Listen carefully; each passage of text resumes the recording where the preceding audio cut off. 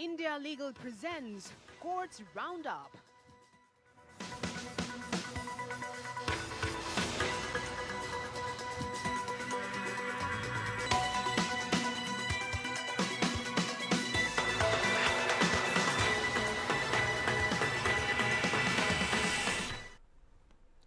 नमस्कार, courts roundup देख रहे हैं आप। मैं हूं आपके साथ नेहा दुबे। इस बुलेटिन में अगले आधे घंटे हम आपको कोर्ट से जुड़ी तमाम छोटी बड़ी खबरों से करवाएंगे रूबरू। कोर्ट की कार्रवाई और सुप्रीम कोर्ट से लेकर हाई कोर्ट्स और लो कोर्ट्स तक के फैसलों को रखेंगे आपके सामने। आइए शुरू करते हैं courts roundup. India Legal presents Courts Roundup.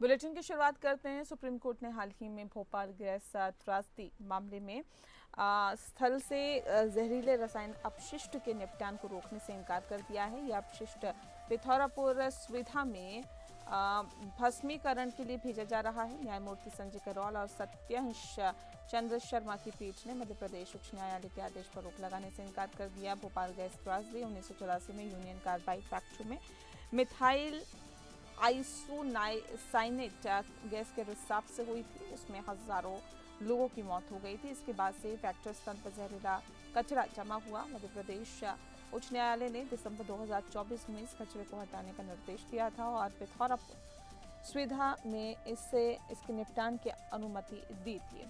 कुछ निवासी और गैर सरकारी संगठन इस निपटान के विरोध में हैं।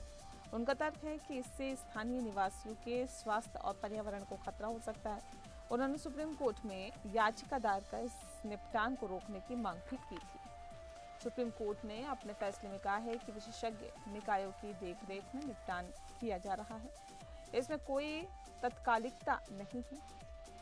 कोर्ट ने यह भी कहा है कि उच्च न्यायालय इस मामले की निगरानी कर रहा है और याचिकाकर्ता अपनी चिंताएं उच्च न्यायालय के समक्ष रख सकते हैं। सुप्रीम कोर्ट के इस फैसले से पिथौरापुर सुविधा में जहरीले रसायन अपशिष्ट के निपटान की प्रक्रिया जारी रहेगी। यह मामला भोपाल गैस त्रासदी के बाद के परिणामों और पर्यावरण तथा स्वास्थ्य सुरक्षा के मुद्दों को उजागर करता है।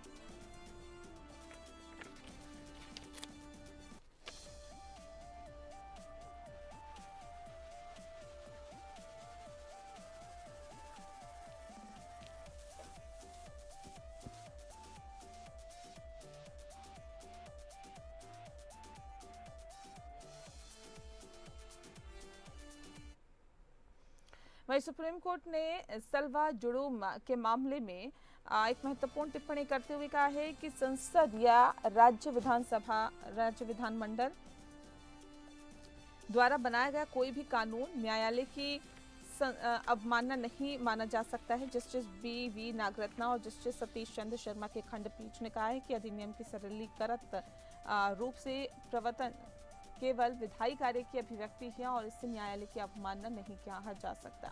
छत्तीसगढ़ राज्य द्वारा छत्तीसगढ़ सहायक सशस्त्र पुलिस बल अधिनियम 2011 को लागू करने और न्यायालय की अवमानना इसको बताया गया था, जिसे कोर्ट ने खारिज कर दिया। कोर्ट ने कहा कि प्रत्येक राज्य विधानमंडल के पास अधिनियम पारित करने की पूर्ण शक्तियां हैं और ऐसा अधिनियम तब तक कानून की शक्ति रखता है जब तक कि उसे संवैधानिक न्यायालय द्वारा संविधान के अधिकार क्षेत्र से बाहर घोषित न कर दिया जाए।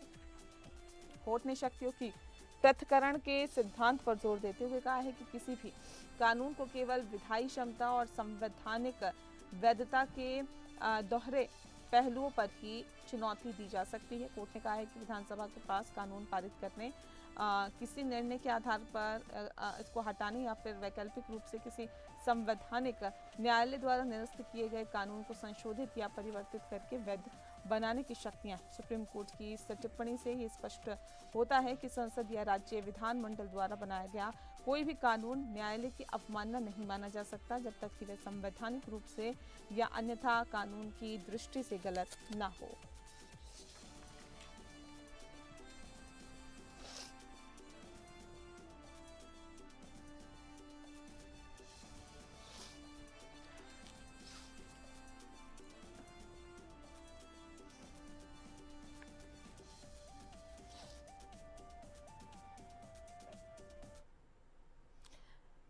वहीं भारत की सीजीआई बी आर गवई ने ब्रिटेन में आयोजित एक गोलमेज कार्यक्रम में कहा है कि कॉलेजियम प्रणाली आलोचना से रहित नहीं है। कोई भी समाधान न्यायिक स्वतंत्रता की कीमत चुकाकर नहीं होना चाहिए। उन्होंने जोर देकर कहा है कि जजों को बाहरी नियंत्रण से मुक्त होना चाहिए। सीजीआई ने कहा कि वैधता और जनता का विश्वास न्यायालय द्वारा अर्जित विश्वसनीयता के जरिए सुरक्षित होता है। कॉलेजियम सिस्टम पर सीजीआई बी आर गवई ने कहा है कि न्यायपालिका की स्वायत्तता पर कोई समझौता नहीं किया जा सकता। उन्होंने कहा कि न्यायाधीशों की नियुक्ति में सरकार का हस्तक्षेप नहीं होना चाहिए।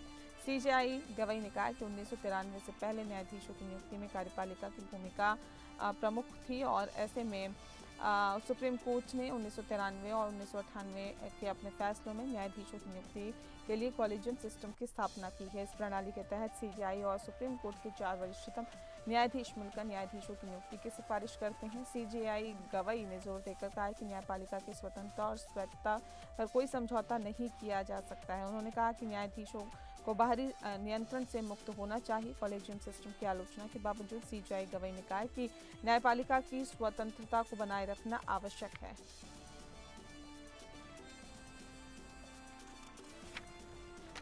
सीजीआई गवई ने न्यायपालिका में भ्रष्टाचार और कदाचार के मुद्दों पर भी बात की है। उन्होंने कहा कि न्यायपालिका में भ्रष्टाचार और कदाचार के मामलों को नकारात्मक प्रभाव जनता के विश्वास पर पड़ता है और ऐसे में उन्होंने ये भी कहा है कि सुप्रीम कोर्ट ने हमेशा ऐसे मामलों में तुरंत उचित कार्रवाई की है।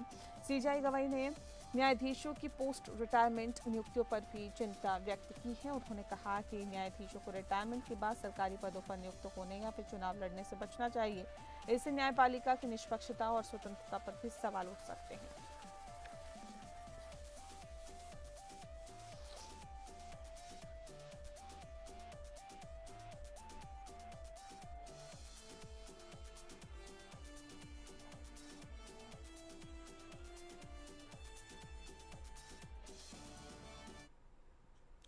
अगली खबर का रुख करते हैं। सर्वोच्च न्यायालय ने उन अधिवक्ताओं की प्रथा पर भी कड़ी आपत्ति जताई है जो कि सीनियर एडवोकेट के रूप में नामित होने के बाद मामलों से हट जाते हैं। इसे बिल्कुल अनैतिक कहा गया है।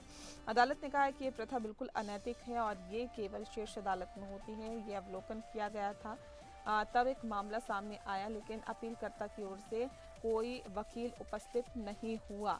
अदालत में उपस्थित एक वकील हालांकि इस मामले में पेश नहीं हुए हैं ने न्यायमूर्ति एहसानुद्दीन अमानुल्लाह और न्यायमूर्ति SVN भट्टी की पीठ को सूचित किया। याचिकाकर्ता के लिए एडवोकेट ऑन रिकॉर्ड को हाल ही में सीनियर एडवोकेट के रूप में नामित किया गया था। न्यायमूर्ति अमानुल्लाह ने जो कहा उसे एक बहुत ही नई प्रवृत्ति बताते हुए असंतोष व्यक्त किया जिसमें नामित सीनियर एडवोकेट उन मामलों में उपस्थित होना बंद कर देते हैं जिनकी जिम्मेदारी उन्होंने पहले ही की थी और साथ ही ये बहुत नई प्रवृत्ति है और मुझे लगता है कि बार की ओर से ये अनैतिक और अगर कोई सीनियर एडवोकेट बन जाता है तो क्या उन्हें केस छोड़ देना चाहिए, उन्हें अब वरिष्ठ रूप से सहायता करनी चाहिए और साथ ही साथ उन्होंने जिम्मेदारी ली है कि बिल्कुल अनैतिक अभ्यास और उन्होंने टिप्पणी की है कि न्यायमूर्ति अमानुल्लाह ने टिप्पणी की कि एक ऐसी प्रथाएं सर्वोच्च अदालत के लिए विशिष्ट प्रतीत होती है।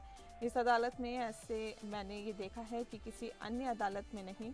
उन्होंने अपने अनुभव को भी याद किया जिसमें उन्होंने एक बार नामित होने के बाद विशेष अनुमति ली थी और सरकार से आवश्यक मंजूरी के साथ। मुझे याद है कि जब मैंने विशेष अनुमति ली थी और सरकार को इसकी अनुमति देनी थी। सर्वोच्च न्यायालय में बहुत ही अनैतिक प्रथाएं। अदालत में उपस्थित एक वकील, अन्य वकील ने कहा है कि अगर वकील अब पेश नहीं हो पा रहा है तो AOR का ये कर्तव्य है कि वह मुवक्किल को सूचित करें और आवश्यक प्रक्रिया कदम उठाए।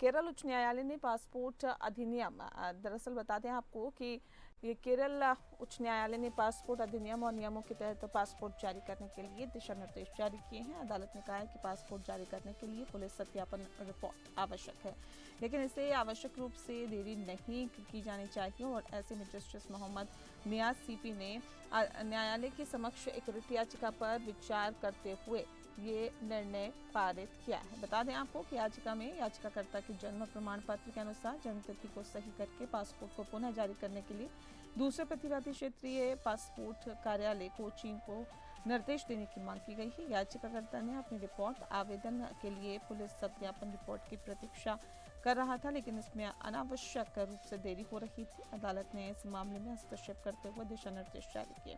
अदालत ने कहा कि पासपोर्ट अधिकारी को पुलिस सत्यापन रिपोर्ट की प्रतीक्षा किए बिना पासपोर्ट आवेदन को आगे बढ़ाना चाहिए। अगर इसमें कोई आपत्ति नहीं है, अदालत ने यह भी कहा है कि पुलिस सत्यापन रिपोर्ट को 15 दिनों के भीतर पूरा किया जाना चाहिए।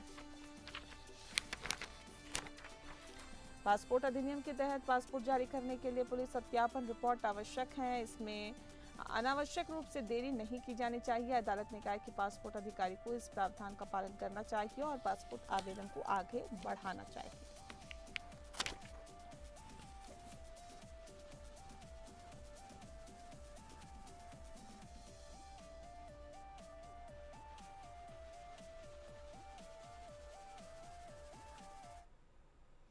वहीं मद्रास हाईकोर्ट ने एक महत्वपूर्ण फैसला सुनाया है, जिसमें कहा गया है कि परिवार की अवधारणा को व्यापक रूप से समझना चाहिए और परिवार के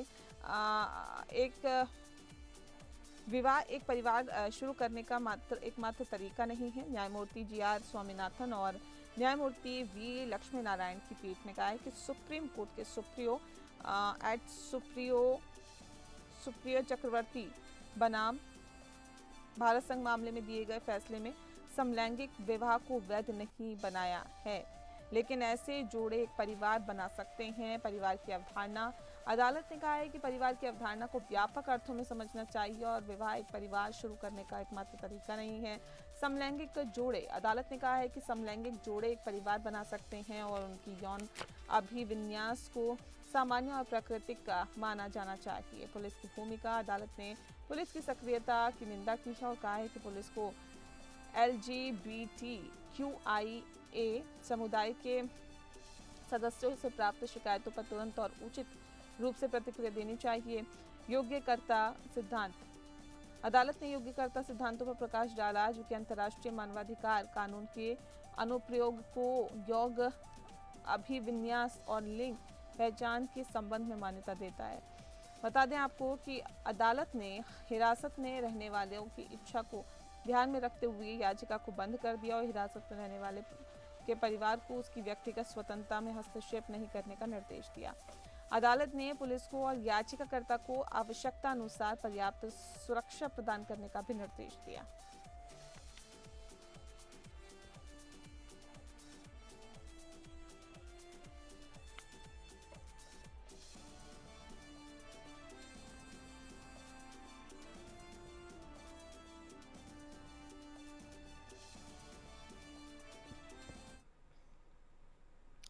वहीं जम्मू एंड कश्मीर उच्च न्यायालय ने आपको बता दें कि लश्कर तैयबा के मामले में एक व्यक्ति की निवारक हिरासत में आदेश को बरकरार रखा है। अदालत ने कहा है कि हिरासत में लेने वाले प्राधिकारी का निर्णय उचित था और ये सुनिश्चित करने के लिए पर्याप्त कारण थे कि जो व्यक्ति को भविष्य में पूर्वाग्रहपूर्ण गतिविधियों में शामिल होने से रोका जा सके। याचिकाकर्ता का नाम तहसीन रियाज डार है।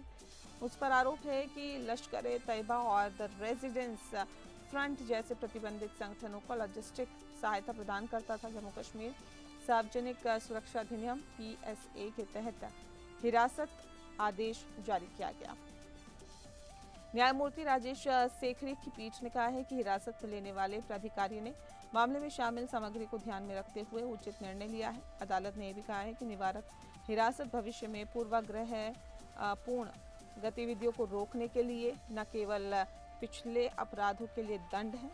निवारक हिरासत की वैधता, अदालत ने कहा है कि निवारक हिरासत की वैधता के लिए यह आवश्यक है कि हिरासत में लेने वाला प्राधिकारी उचित और प्रासंगिक सामग्री पर विचार करे। न्यायिक समीक्षा की सीमाएं, अदालत ने कहा है कि निवारक हिरासत मामलों में न्यायिक समीक्षा की सीमाएं होती है और अदालत हिरासत में लेने वाले प्राधिकारी के निर्णय की समीक्षा नहीं कर सकती है और तब तक ये स्पष्ट रूप से अवैध या असंगत न हो।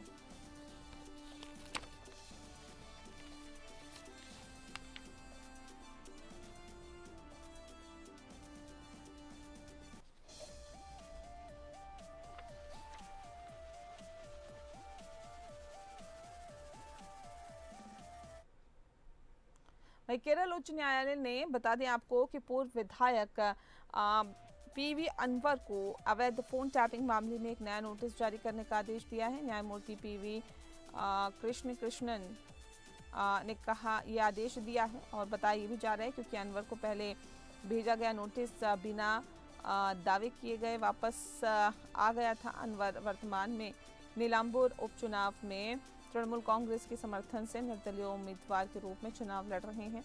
अनवर का आरोप है कि अनवर पर कई लोगों जिसमें पुलिस अधिकारी और अन्य राजनेता शामिल हैं कि फोन कॉल अवैध रूप से टैप करने के आरोप हैं। पुलिस की कार्रवाई।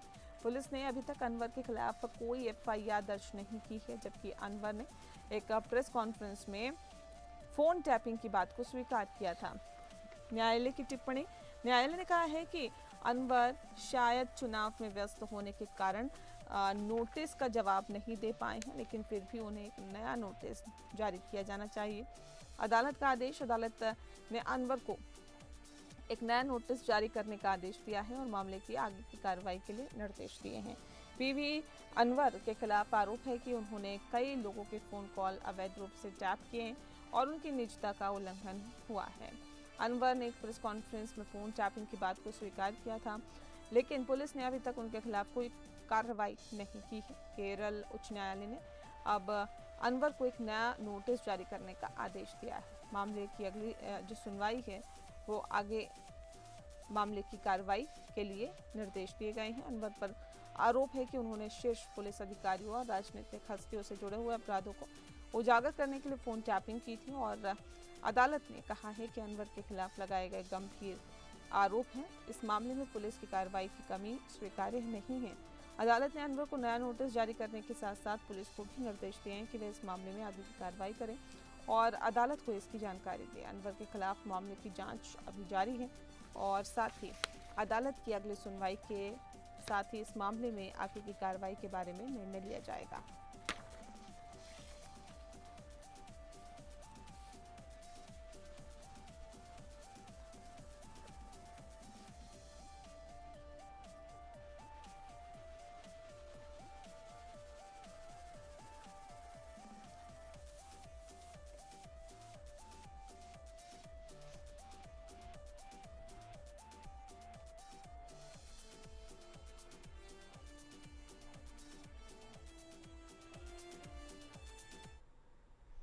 हाल ही में सुप्रीम कोर्ट ने एक शिक्षक को आत्महत्या के लिए उकसाने के आरोप में बरी कर दिया। बता दें आपको कि इस पूरे मसले पर कोर्ट ने क्या कुछ कहा, आइए जानते हैं इंडिया लीगल के वेब रिपोर्टर से।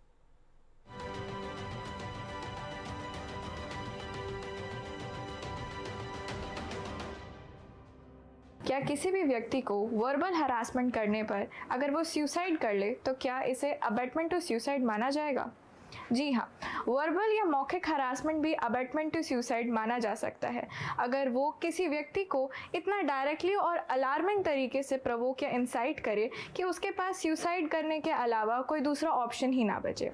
सुप्रीम कोर्ट ने 2024 में इस बात को क्लैरिफाई किया है कि सुसाइड का अबेटमेंट, जो कि सेक्शन 107 आईपीसी और भारतीय न्याय संहिता 2023 के सेक्शन 45 में डिफाइन है, उसमें जानबूझकर किए गए ऐसे एक्शंस शामिल होते हैं जो किसी व्यक्ति को सुसाइड के लिए मजबूर करते हैं। सेक्शन 108 बीएनएस के तहत इस जुर्म के लिए 10 साल तक की सजा दी जा सकती है। इसमें 3 मेन एलिमेंट्स हैं। पहला, सीधा या अप्रत्यक्ष इंस्टिगेशन, दूसरा जानबूझकर की गई हरकतें और तीसरा सुसाइड का एक्ट पूरा होना। लेकिन इस रीसेंट केस में सुप्रीम कोर्ट ने एक टीचर को अबेटमेंट के आरोप से डिस्चार्ज कर दिया जब एक स्टूडेंट ने डांट पड़ने के बाद सुसाइड कर लिया। कोर्ट ने कहा कि टीचर के एक्शन में मेंस-रिया यानी अबेट करने का इरादा नहीं था और ये एक रीजनेबल डिसिप्लिनरी एक्शन था जो कि किसी और स्टूडेंट की कंप्लेंट पर लिया गया था। कोर्ट ने यह भी कहा कि एक ऑर्डिनरी इंसान ऐसे किसी रूटीन स्कोल्डिंग से इतना एक्सट्रीम रिजल्ट नहीं सोच सकता। सुसाइड का अबेटमेंट के लिए जरूरी है कि उसमें स्पष्ट रूप से किसी तरह का इंटेंशन, प्रोवोकेशन हो। मतलब कि सुसाइड के लिए अबेटमेंट का अपराध साबित करने के लिए यह दिखाना जरूरी है कि आरोपी ने जानबूझकर सुसाइड के लिए अबेट किया था। Do follow us for more such legal updates.